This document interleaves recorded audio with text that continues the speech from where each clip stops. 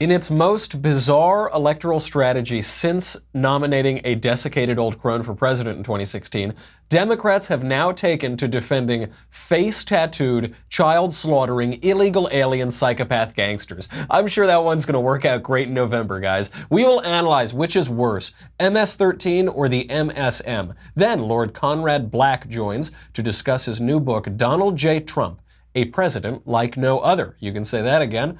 We will round out the news with my least popular opinion of all time. I will finally alienate my entire audience by explaining why Starbucks is terrific. Finally, the mailbag. I'm Michael Knowles, and this is The Michael Knowles Show.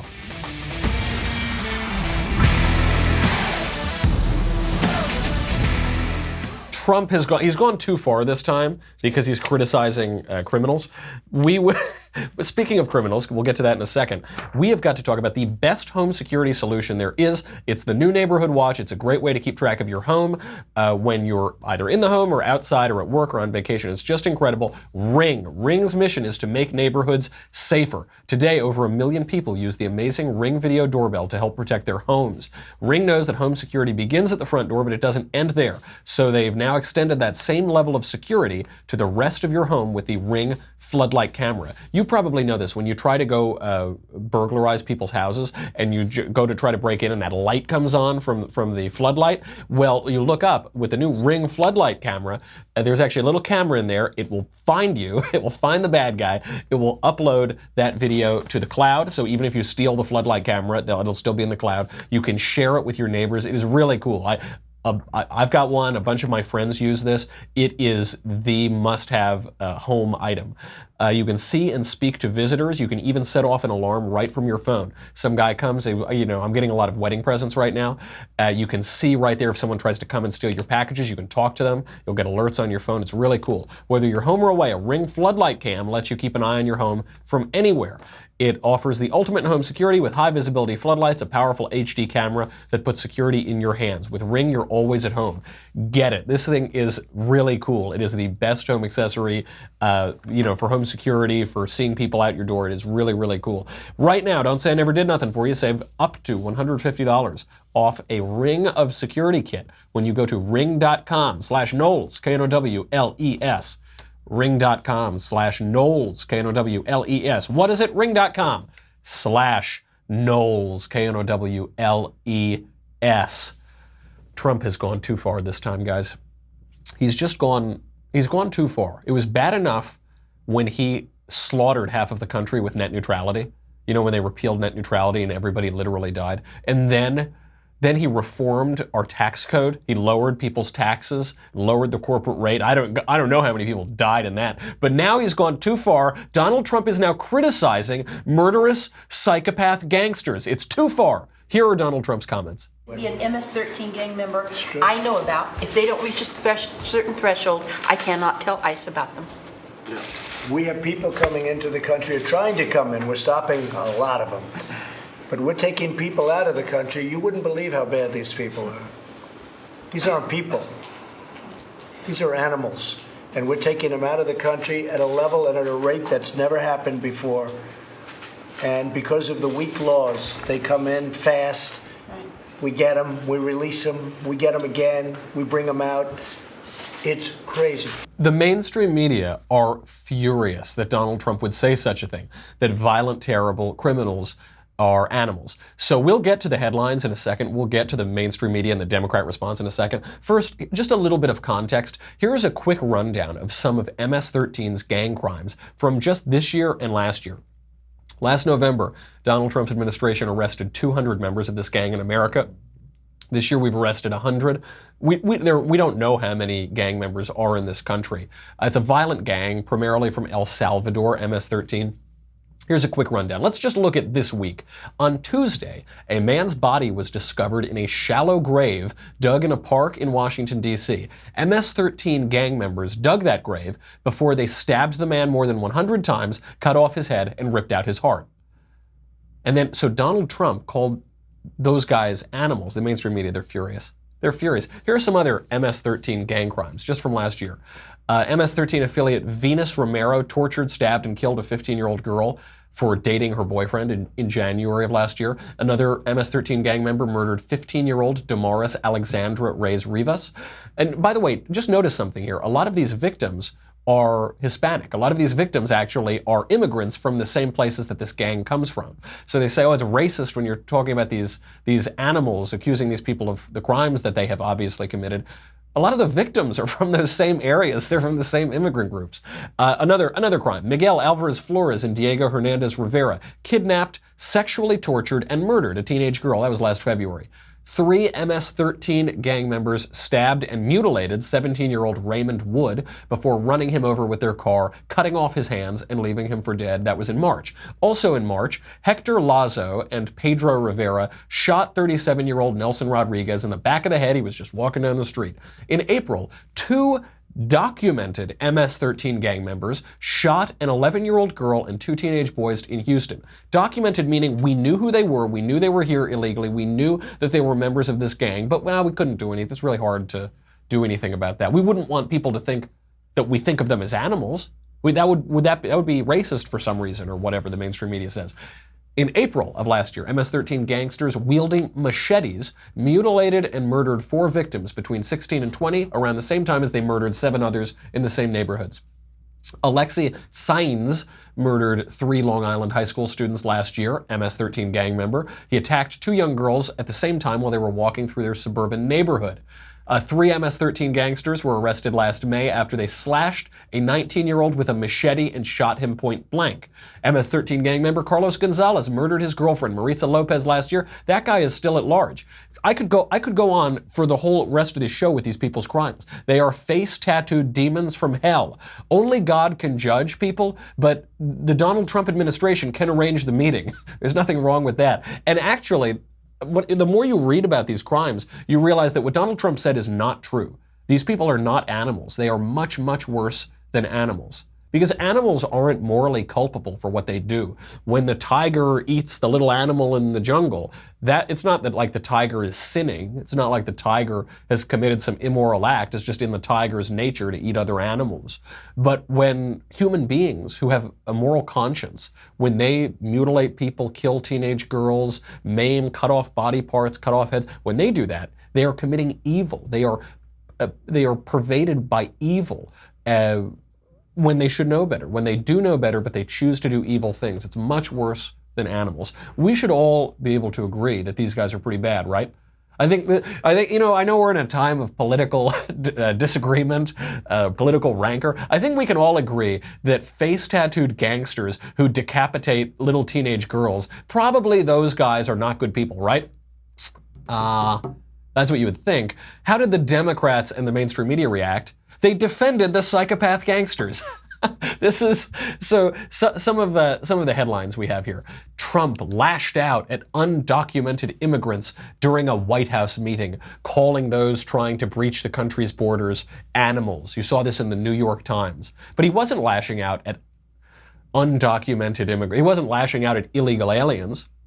He was lashing out at violent criminals. And this actually gets to an incredible point of the mainstream media and the Democrat Party's bigotry, which is that they're conflating violent psychopath gangsters with all illegal aliens. Donald Trump didn't do that. He was very specific. He said, these people are animals. These people are sick monsters and we got to get them out. And the mainstream media said, you're calling all illegal aliens, all immigrants, animals. All immigrants are less than human. He said, what are you talking about? I never said that the illegal aliens are all psychopath criminals. You said that. It goes on. Jennifer Rubin said, she writes for the Washington Post. She pretends to be a Republican. She's one of the biggest Democrat shills in the entire country. She tweeted, quote, "This is disgusting, and Trump's evangelical sycophants will applaud his utter dehumanization of men, women, and children." I don't know how many little girls are members of MS-13. I suspect 0. None of them are. But this really lowers my estimation of Jennifer Rubin. I always thought she was just one of those fake Republicans that the mainstream media hires so that they can pretend that they have a Republican opinion, and they just use that person constantly to criticize Republicans. But here she's just flat out lying. I don't think she's stupid enough to actually think that Donald Trump is saying something that he obviously didn't say. So here we just have a flat out liar in Jennifer Rubin. It's really pathetic. From Andrea Mitchell at NBC. But by the way, just to point out Andrea Mitchell, it took me approximately 24 years of my life on this earth to realize that Andrea Mitchell and Mika Brzezinski are not the same person. Did you know that they're not the same person? I don't know, it's just to say, maybe other people realized it. This was news to me. So she tweets out, quote, "A tough takedown by the California governor after real Donald Trump calls people trying to get into the country animals, not people." Again, he didn't call people trying to get in. Well, he called some people trying to get into the country animals, not people, like the vicious gangsters. And this gets to an important point of illegal immigration. Some of the people trying to get into our country are vicious gangster criminals who should not be allowed in.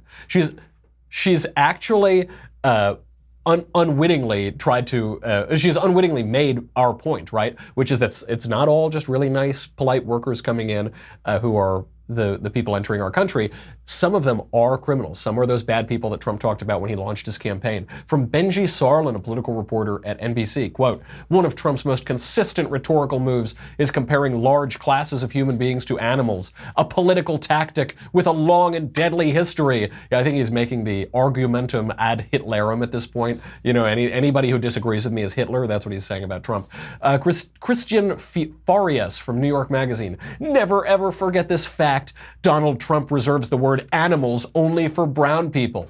So what you are saying, buddy, is that all brown people are criminals. That's what you're saying. You're saying that they're animals and they're criminals, but that's not what Donald Trump is saying. He's saying some people are criminals and those people are animals. You're conflating race and crime. It's not the Republicans doing it. It's not Donald Trump doing it. It's you, mainstream media. And to round it all out, Tyler Hansen from the D-Trip, the Democratic Congressional Campaign Committee. He sends out these pictures of these little immigrant kids, these like sweet little kids and crying parents. It says, "Trump, we're taking people out of the country. You wouldn't believe how bad these people are. These aren't people, these are animals." So that's just a lie, right? He's not talking about those people. He's talking about gangsters. The mainstream media, the Democrats, they're now defending MS-13. The strategy that they have undertaken is to oppose anything that Trump does. The trouble for them is that Trump is doing successful and popular things on the economy, on foreign affairs, on domestic affairs, on immigration. So they're opposing that, but that leads them into these absurd positions like defending MS-13. They say, okay, Trump likes kicking out gangsters, so we need to bring them into the country. That we'll just do the opposite. Keep it up, guys. Keep it up, Democrats. Good work. Yeah, can't wait for November. Okay, let's bring on our guest, Lorde Conrad Black. Conrad Black is a member of the British House of Lords. He's a financier, a newspaper tycoon, historian, biographer, excellent columnist. I suggest you read his writings. He has a new book out. I really, really like this book. I highly recommend it. Donald J. Trump, A President Like No Other. This book has just come out this week. You have to read it. Lorde Black, thank you for being here. Thank you for having me, Michael. And I want to say I agreed with everything you said in the part that I've seen, especially that beastly woman, Jennifer Rubin. It's high time she was unmasked. It is so frustrating because so many times with these Republicans who all they ever do is try to get Democrats to like them, I say, okay, you're opportunistic, that's fine. But this is outright lies. And there are a lot of lies about President Donald Trump. You have written the best coverage of Donald Trump that I have read. This book is so good, and it gives a perspective that people are just not getting in the media. I want to delve into that, some of the lies, some of the distortions that we have. Let's begin with a sort of obvious one. A lot of people are telling us here that Donald Trump is secretly an idiot. He's just a dummy, he doesn't know anything, and he's just made it to the highest points of real estate and casinos and politics and television just by luck or by whatever. What is it? You write about how Donald Trump has a real genius for real estate. How did he manage to make it to the top of that industry and every other? Well, in the case of real estate, he had an absolutely tireless devotion, as he has said at times, to putting the deal together. And it means going to a bankrupt organization, persuading claimants and suitors to hand over for some sort of consideration, but not tangible and not upfront, their claims in respect of real estate assets, and then shopping this around through proper financial circles to get building loans and municipal approvals and approval of creditors. And it is an unbelievably exacting process. But his first big deal, the old Commodore Hotel between the Chrysler Building and Grand Central Station in New York, that's what he did. And he didn't have anything. He said, I have your assigned contract. One of his many, he held press conferences every day, you see? And he was just a very young man. And he did have a signed contract. It was signed by him, but not by the other party. He didn't say that.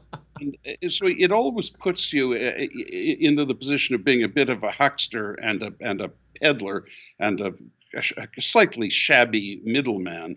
But if you stay at it hard enough and are as ingenious at it as he was, without putting up a cent, you make a fortune.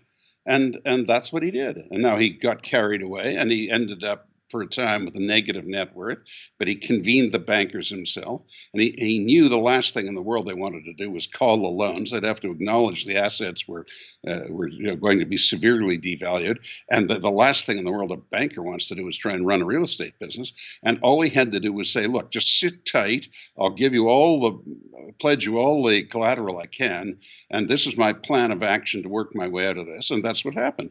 And going back to what you said about this allegation against him of being essentially deep down he's shallow, the fact is, as I pointed out towards the end of the book, and thank you for your kind words about it, he achieved more, objectively speaking, he achieved more before he was inaugurated president than any previous holder of that office except Washington, Jefferson, Madison, Grant, and Eisenhower. I mean, I'm not denigrating the others. Most of the others had serious careers, some of them very substantial, like Woodrow Wilson at Princeton University and so forth, but not like that, not where you make billions of dollars. You decide to become a television performer from day one, and for 15 years without one single interruption, you're pulling over 25 million viewers. Top slot every week for 15 years except 2 nights opposite American Idol. Now, I never watched that kind of television. I never watched one of Donald's programs, but that's not the point. He was a great success. And to take over the Republican Party, either party, but the only other person who did this was Wendell Willkie, where you have never sought or held a public office, elected or non-elected, or a military command, and you take over the party. Willkie did it for the great honor of running against Franklin Delano Roosevelt, who was invincible. Nobody could ever defeat him. And Donald Trump did it, and then he actually won this election. It was an astonishing feat. And how anyone, I mean, I understand why people don't like him. I understand why they feel threatened by him. I understand how they find him distasteful. All of that I understand. But to say that he is not an accomplished and capable man is an outrage. And I love that the book is actually rather even-handed. There's no hiding. I think you admire Donald Trump. I admire Donald Trump. But the account is an annoying public personality at times. That's right. Well, the fact of the biography is that it is honest about some of his flaws. As you mentioned, the hucksterism. You're quite open about that. Even some of his business failings, some of his untruths that he's told along the way. Trump University was a bit much, Michael. I mean, in one sense, it's magnificent. If you can actually, in that P.T. Barnum way, if you ever go bankrupt on, exaggerating the intelligence of the public. But I mean, it's outrageous, and it's amusing, but it is outrageous. It is. I've actually only been referring to Wharton School and the University of Pennsylvania as Trump University these days because I know it bothers the students there. But you write early on in the book, you say, it is also Trump's nature, honed by the rough and tumble of his career, including observing his father's business, to believe that no competitive activity beyond the playing field, if that, is quite as pristine as represented. He is not so much a cynic as a methodological agnostic, not a liar as much as a disbeliever in absolute secular truths. And there is a lot in that sentence. What do you mean by it, and what is Donald Trump's relationship to the truth? I'll take the last part first, if I may. You have to examine his relationship to the truth in looking upon him as we are as a public figure, and indeed as the holder of the great office of President of the U.S. You have to examine it, I think, at two levels. At one level, he has the habits of his career and engages in what he calls truthful hyperbole. Now, how truthful it is sometimes is open to legitimate question, although often it's partly truthful. And he believes in exaggerating in a manner that is somewhat self-serving. And he's only slowly, I think, but definitely gradually recognizing that if he scales that back, he'll gain by doing so. That he's got people watching and listening so carefully, many of them hostile to him, that he's giving ammunition to his enemies if he doesn't reel it back a bit. But on the other level, in terms of addressing the country, promising the country what he will do if they elevate him to this supreme office, it must be said that in doing precisely what he promised to do, his record is absolutely historically outstanding and not surpassed by anyone else. I mean, he said he would pull out of the Paris Accord. It shocked people when he did it, but he did it. He was right to do it. It's a ridiculous accord. He said he'd move the embassy in Israel. He did it, and he was right to do it. He said he'd walk out of the Iran agreement. And even highly serious foreign policy people said, well, there's no point doing that. We've already given them the money. It was a terrible agreement, but why walk out now? But he's walking out in order to Koreanize the issue and really put the heat on Iran to make a permanent renunciation of nuclear weapons. He's absolutely right. He said he would do it. It was controversial. And in the case, of course, of the Israeli embassy, that has been promised by several of his predecessors who then didn't do anything. He said he would eliminate oil imports, and he's doing it. Every president since Eisenhower said that. And some of them were very good presidents, but they didn't do that, and he's doing it. So at that level, he absolutely is truthful. And so, I'm sorry, go ahead. Well, so I think you examine it on two planes. One is the traditional Donald Trump who made his way in various entertainment-related or highly financially speculative occupations, where a liberality with the truth was customary and profitable and was not looked upon as obscenely unethical because it was customary. And on the other hand, as Donald Trump, the relatively new Donald Trump, as a leader of the nation, and particularly the head of a vast faction of voters, adequate in their size to put him in the White House, he is absolutely truthful. So it depends which angle you take the subject from. And I think when his critics say that he's a liar, because that's all they say now, he's a liar, he's this, first of all... From the Democrats, Michael. It's a bit rich coming from holders of the highest offices of national security who lied repeatedly under oath and should be and soon will be in front of the grand jury, which in your country means they're off to jail. That's right. That's absolutely right. You have people on television, and not even just the Susan Rices of the world who lied to us, not even just the Secretary of State Hillary Clinton, but even up to Barack Obama lied right to our face, and we can check so many of those lies. In fairness, the president lied, but I don't believe he lied under oath. In fairness, all presidents lie. Even Mr. Lincoln engaged in truthful hyperbole at times. But I'm talking about lying under oath, which is a crime. My opinion, there's not the slightest doubt that Hillary Clinton, most of that entourage of hers, James Clapper, John Brennan, James Comey, Andrew McCabe, they all did that. And it is a bit rich taking it from the Democrats complaining about Mr. Trump being a liar, when they are all basically just waiting for indictment. Right, that's right. They're just sitting there checking their iPhones, as I hope it's not today. And the distinction that they seem not to make is the difference between a lie and unsubtlety. So if Trump, in this extreme political way, is able to stretch the truth, let's say, he's very unsubtle about it. This is always the case. It's always hyperbole. So one of Donald Trump's first acts when he became president of the Trump Organization, when he entered into business as a young man, was to hire Roy Cohn, the former counsel to commie-slamming Senator Joe McCarthy, an unsubtle man himself, to defend the Trump Organization against... But a great many other people, including Rupert Murdoch, and a lot of very respectable, very successful people. Of course, and I'm a defender of Joe McCarthy for that matter, so I don't even consider him disreputable. But got a little carried away. Fair enough. Okay. Yeah. Marshall, Roosevelt, Truman, and Eisenhower commies was going too far. It was useful hyperbole. So yeah, but what does that tell us? The choice of Roy Cohn, relying on Roy Cohn, this hard-charging guy, never give up, never defend, and what effect do you think, if any, Roy Cohn had on Donald Trump? We're all unlicensed psychiatrists, but as a historian, I'm always careful about mind reading. In my conversations with Donald, mentioned him. Now, there was no particular reason why he would, but I don't have the impression he was an immense formative influence. I think when it's from the spacious areas of Southern California, it may not seem like a great thing, but as you would know, and many of your viewers would, when you move from Z Street in Brooklyn to Manhattan, it's not far in miles, but it's a tremendous cultural and sociological change.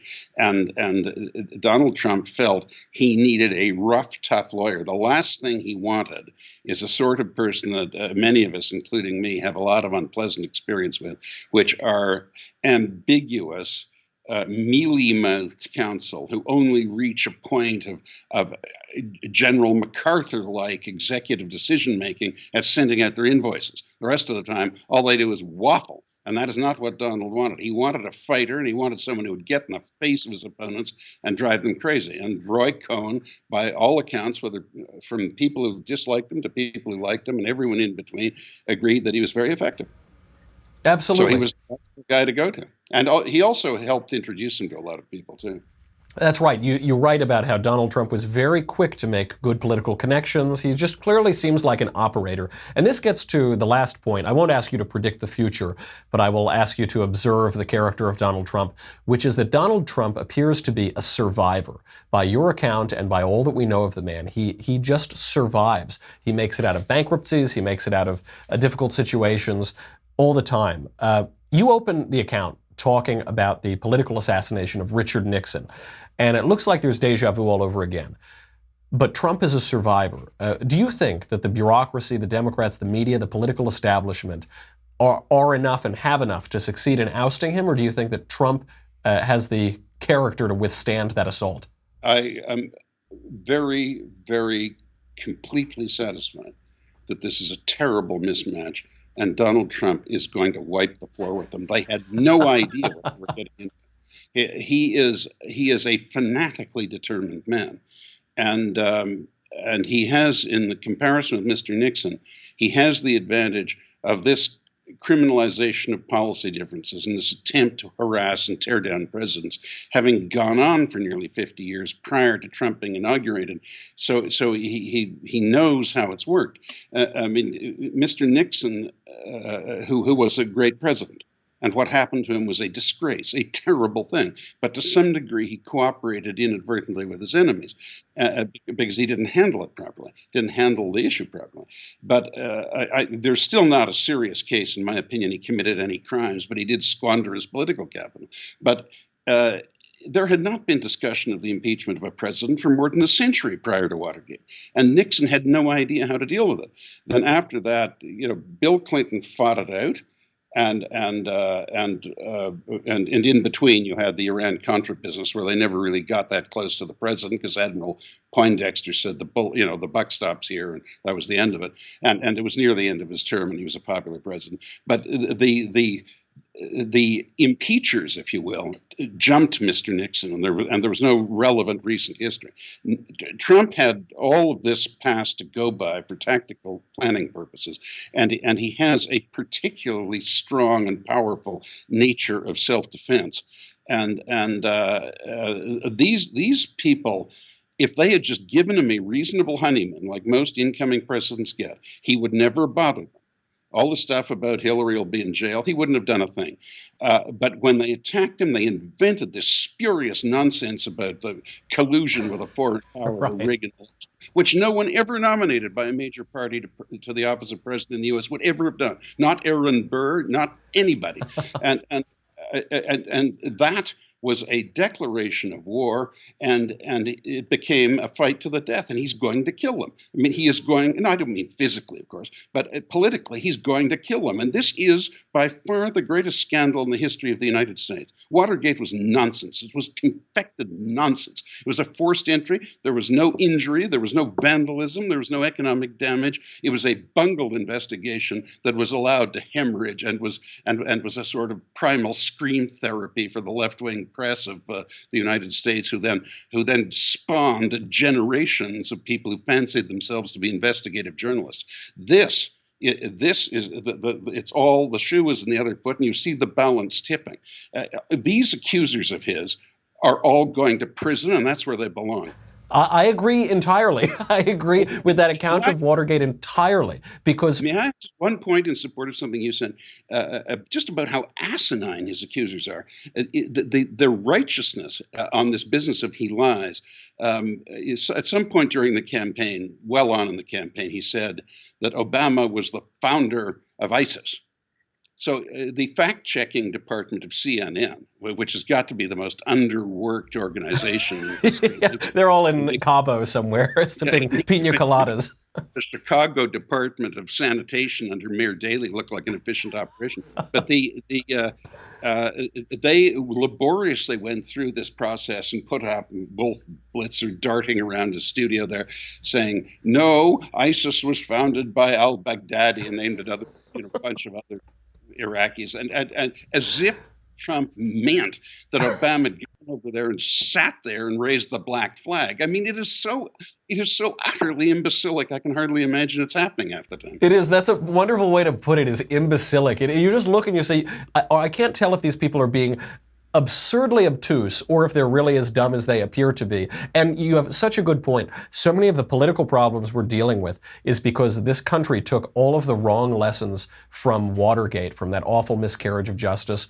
around Watergate. But we've got a different guy in office now, and I agree with your estimation of it. I also have to recommend to everybody, Lorde Black, I will let you go finally. You've been very generous with your time. Everybody has to go out and read this book. It is really, really enjoyable. It is, it's a fair take on Donald Trump. It's not fawning, it's not attacking him. It gives a really fair look at it, and it tells you so much that our mainstream media won't tell us, because all of the fact checkers are in Cabo sipping pina coladas. Lorde Black, thank you so much for being here. I really appreciate it. Thank you, Michael. Can I just leave you one phrase from Sebastian Gorky? He accused somebody who was on a panel with him of being obnoxiously obtuse. It's a wonderful expression. I'm going to have to start using that. I'm going to tweet that at Gorka now, I think. Obnoxiously obtuse. Tune into the Michael Knowles Show, Obnoxiously Obtuse. Thank you, Lorde Black. Thank you, Michael. All right, before we cut, we've got a lot of mailbag to go to. Before we get to this point, I do want to make my most unpopular opinion. I'm going to alienate all of the rest of my audience. A note on Starbucks. A man, so there's been a lot of talk in Starbucks. There was that black man who was arrested, or the cops were called on him because he refused to purchase anything and sat in a Starbucks for a long time, and it was all kind of a strange situation. And now a man in La Cañada in California says that he was a Hispanic man, and he received a cup of coffee with a racial slur on it. I'll just say it because you need to hear the slur for the pun, and it's sort of a silly slur. It's the Beaner is the name of that was on the cup. So how do we know this? Only his friend, the man's friend, has been interviewed about this, and the friend doesn't speak any English, so he's just talking in Spanish. And what he explained, though, through a translator, is that apparently the guy's name is Peter. So he said Peter, but I don't know if the guy can speak English. His friend certainly can't speak English. So they wrote down Beaner to Peter, right? Who knows what happened? I don't know what happened. It could have been three options, right? It could have been an honest mistake, like a pretty stupid mistake, but it could have been an honest one. Never underestimate the stupidity of people when you encounter them. So it could have been an honest mistake. It could have been an insult. There could have been some hateful, racist employee who said, I'm going to show this guy who doesn't possibly speak English anyway, but I'll show him. I'll get a kick out of it. Okay, could have been that. Or it could have been a hoax. It could have just been a hoax. I hate to, everyone's going to call me a bigot now for saying it could be a hoax. We've seen a ton of these hoaxes all over the place. We've seen it on the issue of gay cakes. You remember there was a gay guy said that someone wrote a derogatory slur on his cake that he bought at a bakery. They found out he wrote it himself. We've seen racial hoaxes around the country. We've seen a lot of these sort of hoaxes. I suppose it could have been that. The question you have to ask yourself is what is the point here? Is the allegation that Starbucks is racist? Starbucks, which makes a point to be as progressive on questions of race as possible, Starbucks, which is so overwhelmingly pushing all of those progressive narratives that really secretly it's this Confederate holdout that hates racial minorities. Is that what they're saying? Nobody believes that. Everybody is just pretending. I kind of like it on the left because it's a circular firing squad. They all just keep killing each other. Rhetorically, killing each other. I don't want that to be misinterpreted too. Now that's going to be the next boycott. They're going to boycott the whole show. Obnoxiously obtuse. But the question with Starbucks is, what do people really think? Nobody really believes that Starbucks is racist. On the point of Starbucks, I love Starbucks. I think it's just terrific. I love Starbucks. It's overpriced. It's not overpriced. Dunkin' Donuts is more expensive per ounce of coffee than Starbucks. Dunkin' Donuts is dirty. Dunkin' Donuts, has that awful fluorescent lighting. Most of the people there don't speak English at the ones that I've gone to. They give you way too much milk when you ask for just a drop of milk. I go to my beautiful Starbucks. It smells great. The baristas are smiling. They have silly purple hair and weird piercings. I don't care. I find it sort of charming in my barista. I go in, I can plug in my computer. I can sit, I can use a clean bathroom, I can do work for hours and hours. I just have to buy a $2 cup of coffee. I get unlimited refills. I love Starbucks. Starbucks has done more for cities in this country and around the world than any other organization in history because it is the best public bathroom in any city in the history of the world. I love Starbucks. The lefties now don't like it because it's allegedly racist. Conservatives don't like it because it's so just obnoxiously liberal. I don't care. It's a good company. It grew very big because it offered a good product. Enough. I will defend Starbucks, even poor Starbucks, whom nobody likes anymore. We have a lot in the mailbag to get to, but you've got to go to dailywire.com. You have to. I'm sorry, but we got a really good mailbag today. We're going to have to burn through it in like 6 minutes. So go to dailywire.com right now. What do you get? You get me. You get the Andrew Klavan Show. You get the Ben Shapiro Show. You get to ask questions in the mailbag, like the one that we're just about to go to. You get to ask questions in the conversation. The next one up is the big boss, Ben Shapiro. None of that matters.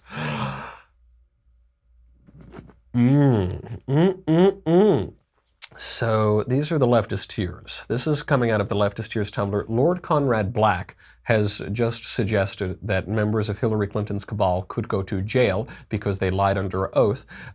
We've seen the mainstream media and the Democrats defending violent psychopath gang members who behead little children.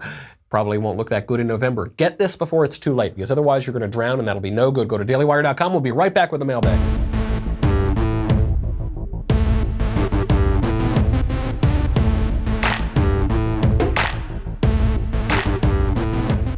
We're going to burn through these questions because I want to spread all of the covfefe to all of the people who've asked.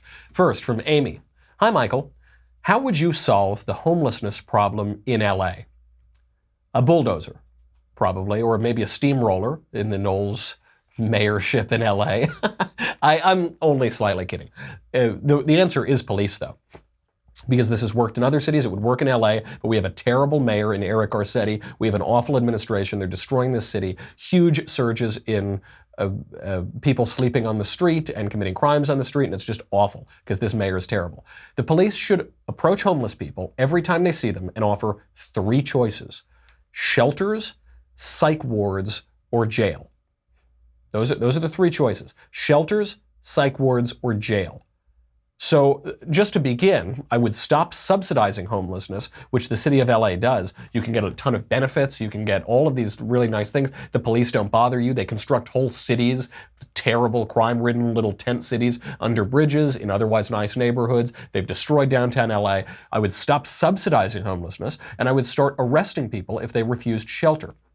I forget who said this. I think Giuliani said this a few years ago. Sleeping on the street is a dysfunctional act which harms the individual who does it and society at large. People have no right to do it. They have no right to sleep on the streets. That is public property. They have no right to do it. Giuliani did this in the 90s. He sent the cops and said, you either go to that shelter, you get arrested, you go.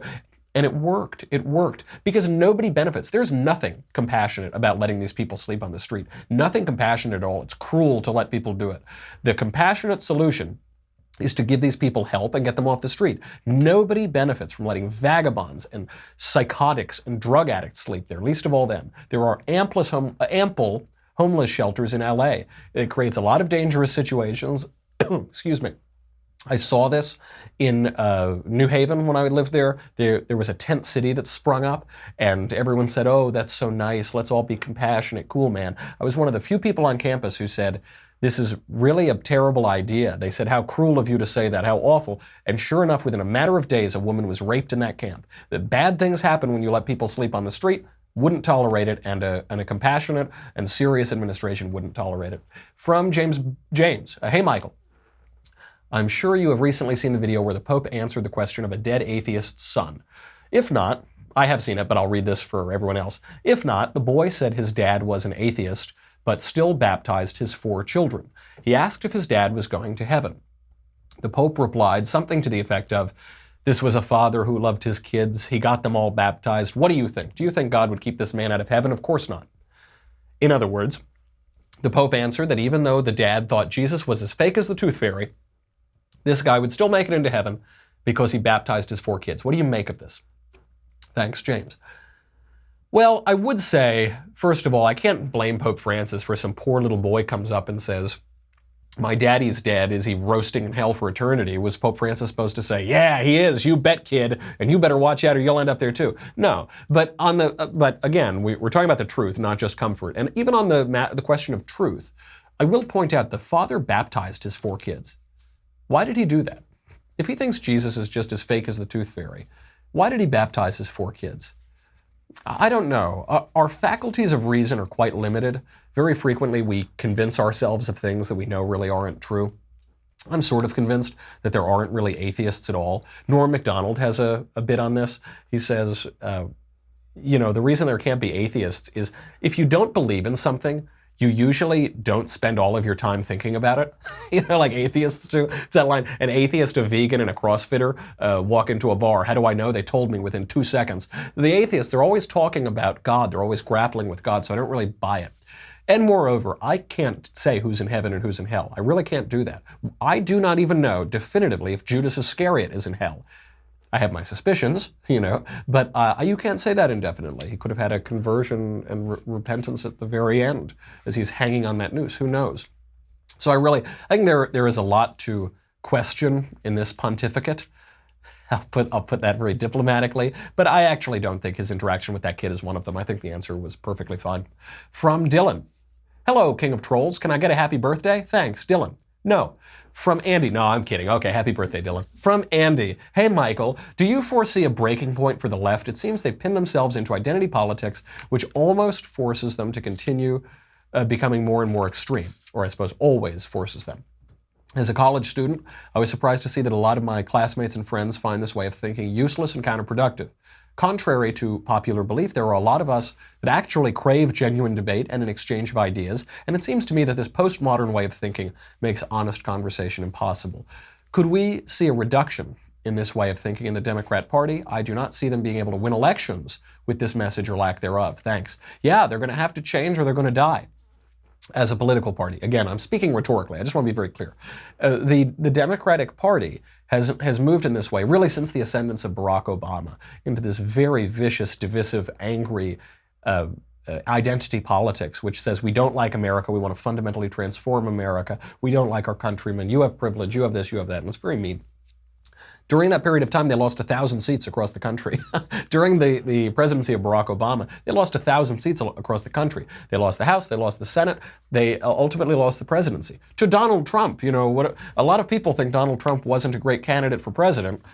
I won't go into that here, but if you think that, the fact that even that candidate was able to win tells you something about the state of the Democrats. So I hope they don't change. I hope they keep it up. Keep it right up, and the Republicans are going to rule for the next century. From James. We'll get a couple more. Good sir, Michael Knowles.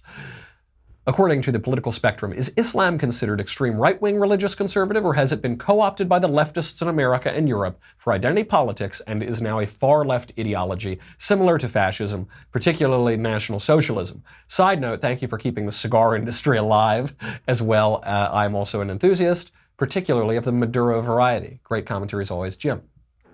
A very good question. The left certainly has embraced Islam. They've invented that word Islamophobia to smear people who don't want to get their heads chopped off or something. I don't know exactly what the word means. But with regard to the left-right spectrum here, I don't think you can fit everything neatly into those categories. And frankly, even using those terms sometimes plays into the modernist hand. It doesn't really get to what you're talking about. The terms right and left, they come from the French Revolution in 1789, relatively recently in historical terms. Supporters of the king and religion at the National Assembly were seated on the president's right, and supporters of the French Revolution were seated on his left. That's where we get it from. That's the whole place, left and right, in the French Revolution. It referred to seating, not necessarily ideology. So, and actually at the time, the right sort of opposed this breakdown because they opposed shallow factions and political parties. But because the left-right spectrum originates in this radical modernity in the French Revolution, it doesn't really capture the variety of political views. Conservatives, just to use one of the examples you give, conservatives always quibble over whether fascism is on the left or the right. In some ways, it seems like it's right-wing because there's a great love of country, you could say, in fascism. But in some ways, it's obviously left-wing. It's atheistic, usually, hostile to religion, hostile to many traditions, collectivist. So it seems rather left-wing there, too. Really, what you could say is it's just modern. Fascism and communism, they're two sides of the same coin. Now, this doesn't work when you try to apply it to older ideas. What would you call the Aristotelian system of ethics? Would you call that left or right? I don't know. It predates left and right by thousands of years. Islam also predates left and right by 1,000 years. Islam is not modern. What is Islam? Islam is a religion that grew out of a Christian heresy in the 7th century and involved aspects of Arab nationalism, pan-Arab nationalism, and came as a strange new twist on the Abrahamic faiths. So I don't really think it's a question of right or left. I think you should expand the thought there and make it a question of right or wrong. On that point, I'll say Islam crucially denies the crucifixion of Christ, the conquest of death. So when you're trying to answer that question, it's a good one to ask. Can I do one more? Will you let me do one more? I can do one. I can only do one more. All right, let's make it a good one. Let's make sure that we can do a really good one. Okay. All right, we'll just do the next one, and then we'll just have to get the rest of the next week. From Emily. Hey, Michael, I've been reading a hagiography about the life of St. Catherine of Siena. It's been a great read, but it leaves me with a nagging question. St. Catherine had a vision of God at the age of 7. She was extremely aware from a young age of the presence of God and his importance in her life. Why is it that God would give her major confirmation that he exists, but others languish in a sea of uncertainty their entire lives? Her life, thanks to her visions, was certainly not an easy one, but it does seem like a life of virtue would be so much easier if you have zero doubts about God's existence. Thanks, Emily. I love St. Catherine of Siena, but I don't think a life of virtue is necessarily easier if you have more evidence than others of God's existence. Just take St. Peter and Judas. Let's take Judas first. Judas spends Christ's ministry with Christ. He sees Christ raise dead people to make them living again. He sees Christ multiply fishes and to feed thousands of people and bread to feed thousands of people. He sees him heal the lame and the blind and the sick and walk on water, and then he betrays him. But he saw it. He sees Christ as who he is. He sees the incarnation of God. He betrays him anyway. St. Peter sees the transfiguration of Christ on the mountain. He sees this unbelievable vision. He knows for certain. The Father reveals to Peter that Christ is the Christ. And what does he do? He denies him 3 times. He denies him 3 times. So I don't know that that's necessarily the case. Just in one's own experience, if you've ever had a numinous experience or religious experience of God, it's unmistakable when it happens. It's unmistakable. It's also ineffable, so it's not much use trying to explain it, but it's unmistakable when it happens. And you're shocked by this. You're in awe, holy fear. and then like 5 minutes later, you just start sinning again.